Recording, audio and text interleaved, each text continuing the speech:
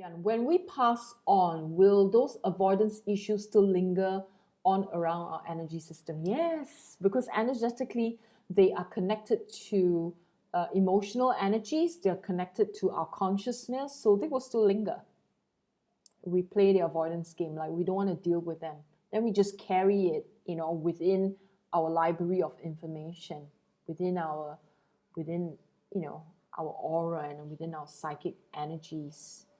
And if you believe in past lives and future lives, then you carry that into your next lifetime. It's all embedded into your energy field or aura. Okay, so you do carry it. The interesting thing is, whatever we avoid, we give it so much energy. The more we avoid it, the more energy it has, the more charge it has. And that's why it can get out of control. It gets bigger and bigger and bigger. Right? Heard of the saying, right? Whatever you resist persists, right? It's the same. Right? So if you avoid, then you're just gonna, keep being confronted. It's like trying to avoid certain people and then you keep bumping into them. It happens, right? How many of you experience this? Yeah. What you can practice this week, all right, is to ask yourself or be aware of this, whenever you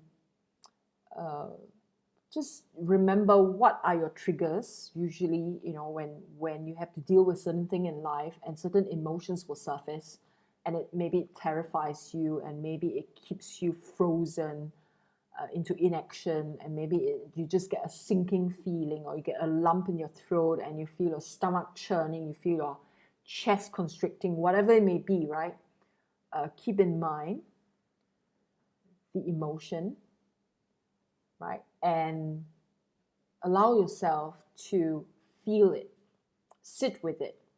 It could be an emotion, it could be a thought, right? Like, let's say you have a fear of, sometimes people fear losing their loved ones. And so whenever the thought comes up, they go like, ugh, I don't want to think about it, right? So they push it aside. Try this. Just do it as a meditation, 5 to 10 minutes. Sit with the emotion or sit with that thought for 5 to 10 minutes. Don't avoid it. And then allow it to just dissipate.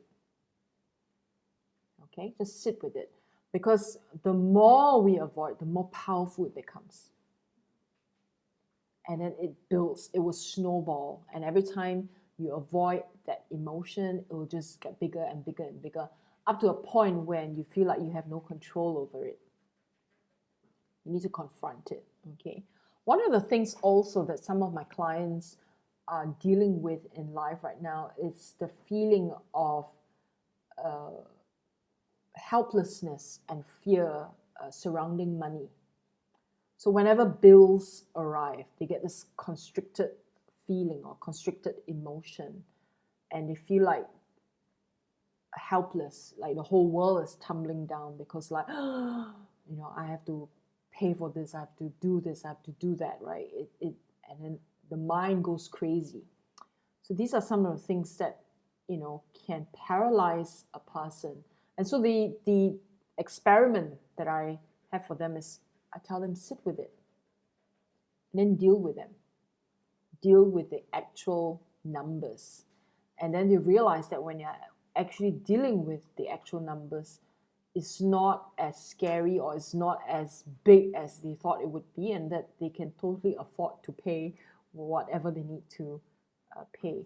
Is sometimes the imagination, not being grounded, not being in the here and now, that makes things even more difficult. So there's an emotional charge to it. So the more they avoid the bills, the emotional charge gets so big and it feels very scary. And the more you avoid, the more powerful it is. And then it has complete power over you and you are paralyzed. Right? So the same method can be applied to anything in your life, not just with bills, not just with money. It could be whatever your fears may be, or whatever the conversation that you should be having with your loved one, or situations, anything like that. Just sit with it and deal with it in a calm way, right?